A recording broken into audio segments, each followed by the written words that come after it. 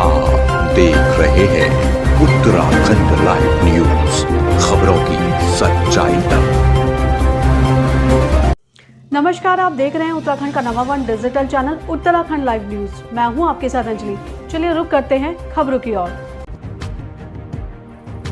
आजकल आपने जमीनों के मामले तो सुने ही होंगे कि जमीन किसी और की ओर कब्जा करने पहुंचे कोई और।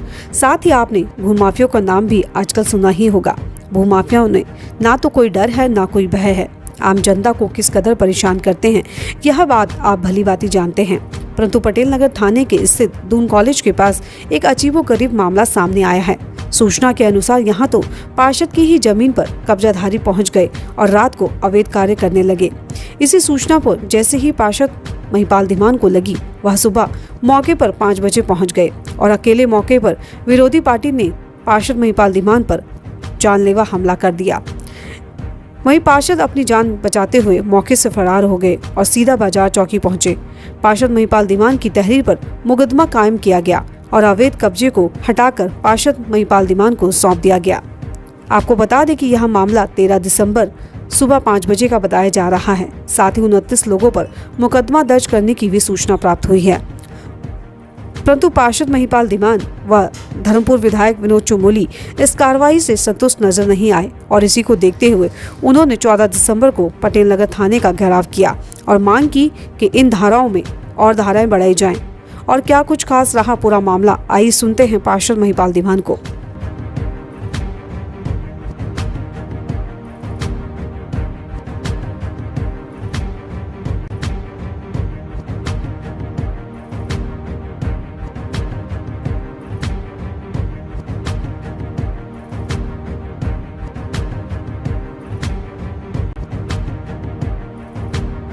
मैं अपने प्लॉट पर सुबह 5 बजे आया, जो कि अज्ञात लोग जो थे वो बाउंड्री कर रहे थे।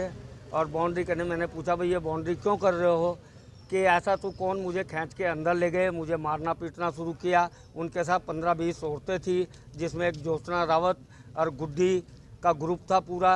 और ये कोई नेगी प्रॉपर्टी डीलर थे, कोई प्रेम सिंह थे, शालिग्राम तोताराम वगैरह के बच्चे थे।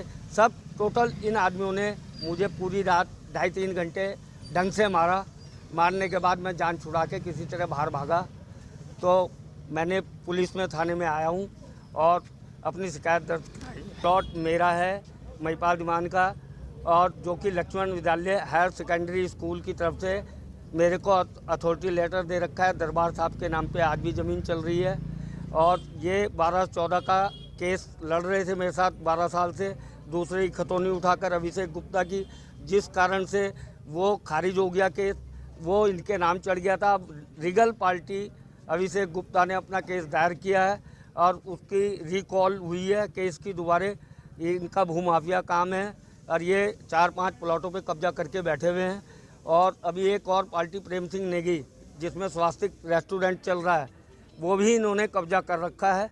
और कब्जा करके इनका जगह जगह कब्जा करने की एक मोनोपोली चल रही है। ये 25 आदमी थे कम से कम और 15 महिलाएं थी। कोई ब्रह्मपुरी की थी, कोई गढ़ी की, कोई आईडीपी की। वो ज्योत्सना रावत और गुड्डी लेके आई हुई थी इन सबको, और सब ने दारू पी रखी थी। इन्होंने मुझे बुरी तरह मारा देर लात में और मुझे कार में डाल के सेला कोई साइड में ले जाने की चेष्टा की। मैं इनसे छूट के भाग चुका था, क्योंकि इनके पास ऐसा है ना, इनको तो आदत पड़ी हुई है। अगर पुलिस आज अंकुश लगा दे, अंकुश लगाने के बाद अगर सच्चे भूमाफिया की तरह इन पे एक्ट लगाकर इनको बंद करे, तो ये अपने आप सही हो जाएंगे, लोगों को निजात मिलेगा। अभी के लिए फिलहाल इतना ही काफी। छोटी से बड़ी खबरों के लिए जानने के लिए हमारे साथ बने रहिए उत्तराखंड लाइव न्यूज पर। अब चाहूंगी इजाजत, नमस्कार।